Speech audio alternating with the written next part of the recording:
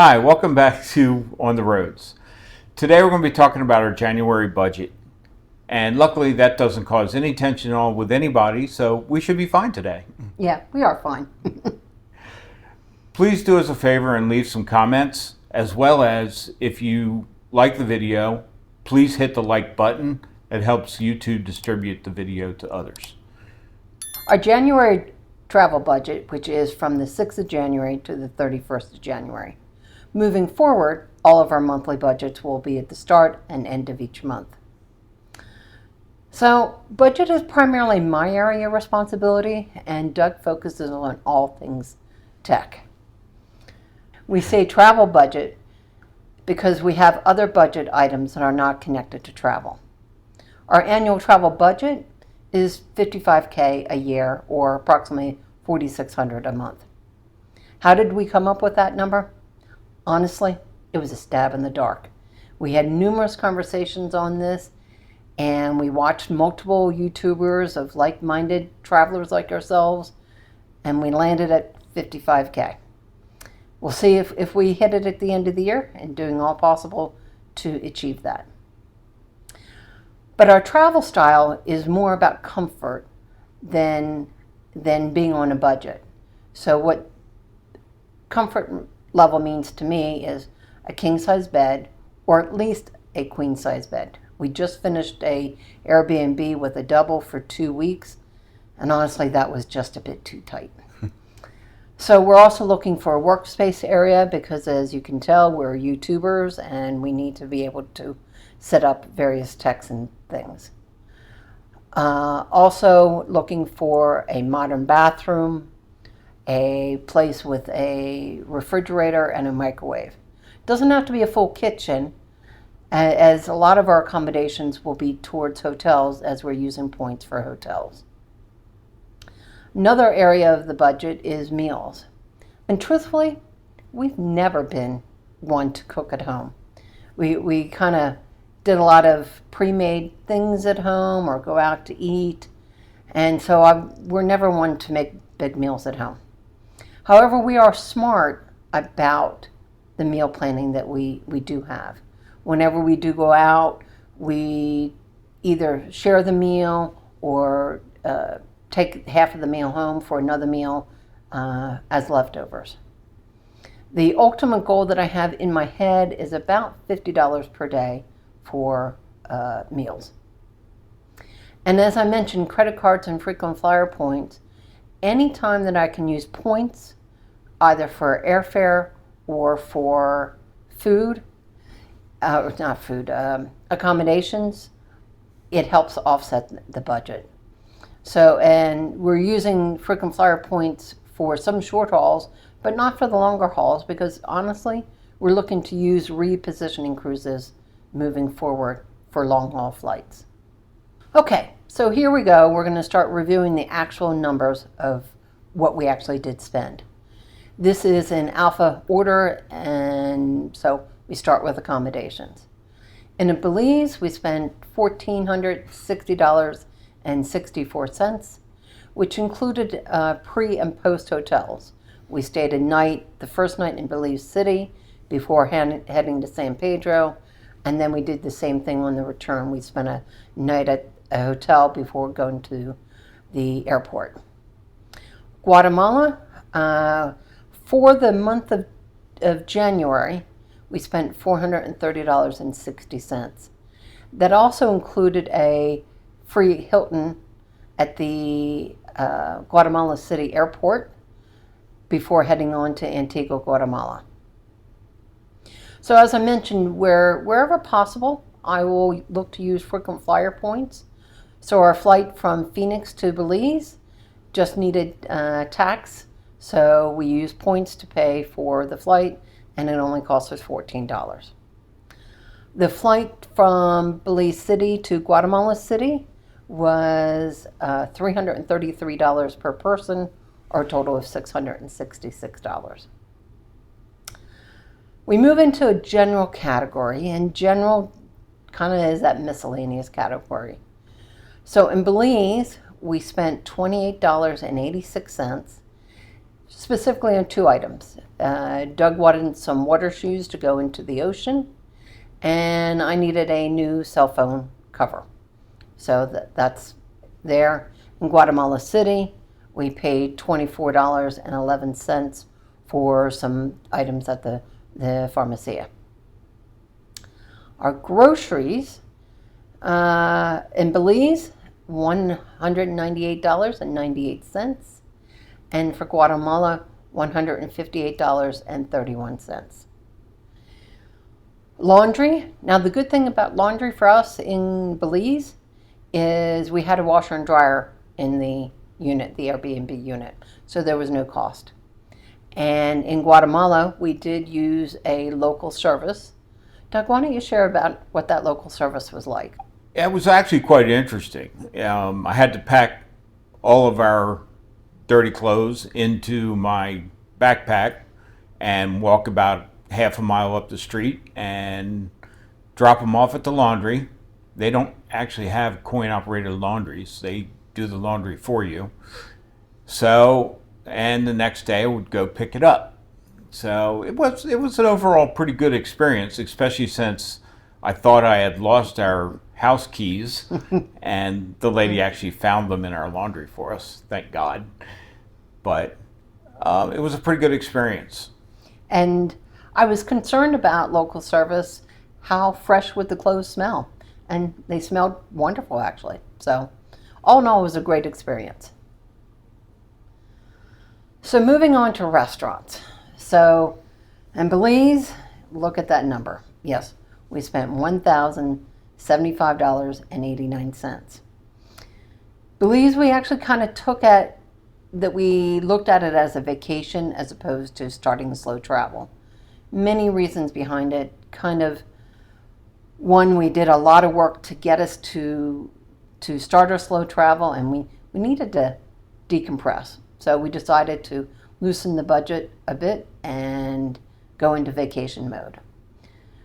Also, we met some friends there, new friends rather, that took us to local restaurants and showed us around the area. So we had a great opportunity to spend money. So our Guatemala meals were $526.43, quite a bit from less than Belize. But we also found that the Belize monies were about the same as the U.S. as far as purchasing power, and therefore Belize was a little bit more expensive than we anticipated. But Guatemala, on the other side, was a very inexpensive place. So kind of offset itself. Sightseeing, skip that, shopping. So I'm not really a big shopper, neither Doug of us are really shoppers looking for souvenirs. But the one thing I do like to pick up at each location that we can is a Christmas ornament.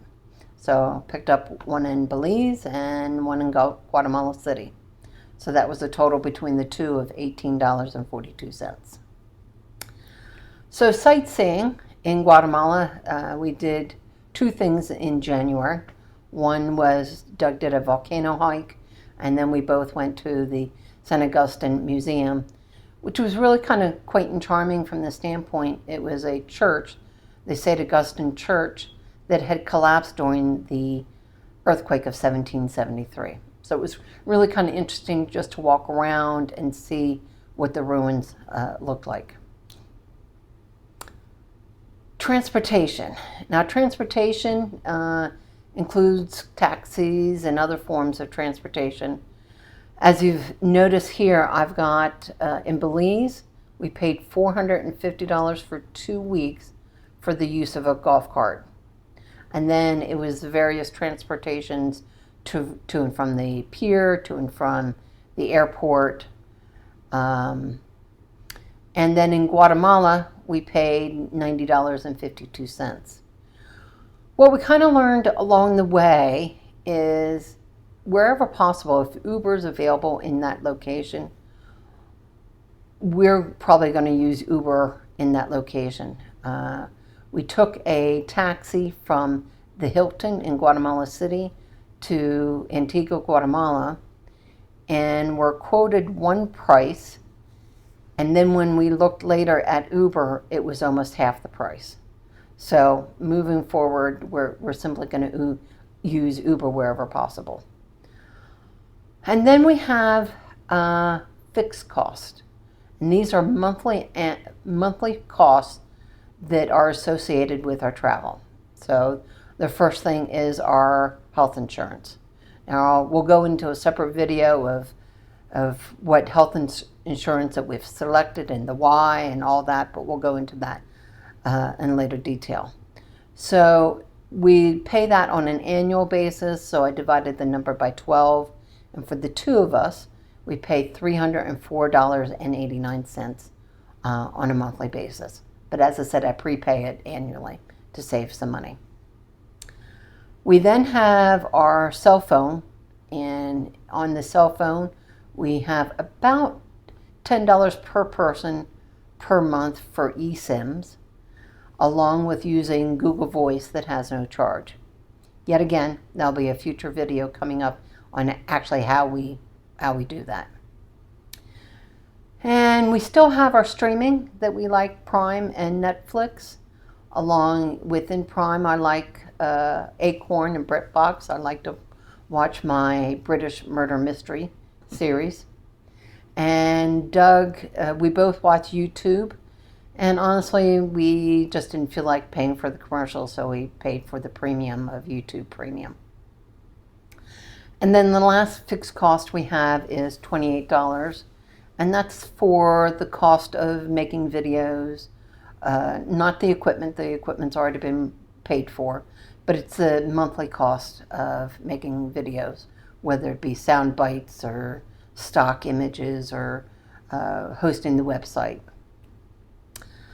So for the final drum roll, we spent $6,030.71. Somebody's got to go back and get a shitload of dime. Annual, or my monthly budget, is $4,600. And we did exceed that number by almost $1,400. So yes, we are $1,400 over our budget, but as we kind of already mentioned, we use Belize as a vacation time. And then when we travel here in February and March, the accommodations are actually going to be all via points, and they're offset the monthly budget for accommodations. So that will be something to look forward to, and you'll see how things start to level out at the end of the first quarter. Something else to kind of call out is that the actual expenses that we've incurred, the accommodations we prepaid in 2024. So while it's officially in our 2025 budget, so we can show what we spent, but the monies were actually spent last year. So once again, we're okay on our budget. And then in closing, I have to share a personal item that we're using, or I'm using actually, an app called Travel Spend. And this is where I'm adding in every time we get a receipt for anything or we spend cash on anything, I open up my cell phone and add in the expense that we are using. Initially, I was going to use QuickBooks, but the QuickBooks, it was too much of a learning curve, and in the end, I opted not to use QuickBooks. But I do smile because my mom, whenever she managed her she managed her budget down to the penny, and she would spend hours and days reconciling with Quicken. So I think of Mom at the end of this video, that she'll appreciate that I use at least an app to monitor my spend. So thanks for watching. Hopefully you've enjoyed this video. Once again, if you liked it, please hit the like button. I encourage you to subscribe, and please leave us any comments. Thanks again. Bye. We're Kim and Doug. Thanks for joining our retirement adventure.